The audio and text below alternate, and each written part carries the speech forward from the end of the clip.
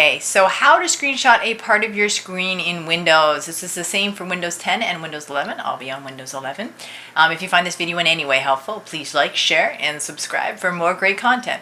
Okay, so on to the process. So first you're going to look for your Shift button.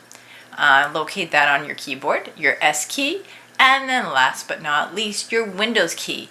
And you're going to select all three of these to get the screenshot you desire. You're going to hit Shift, Windows key S, and then the screen will, oops, I missed it, hit a button. Do it again, the screen will darken and you'll see this little thing on the top showing that it's ready to screenshot. Then you can just move and navigate with your mouse and select the section, and as you can see, it just popped up. I can click on this and then I can edit it in the little editor.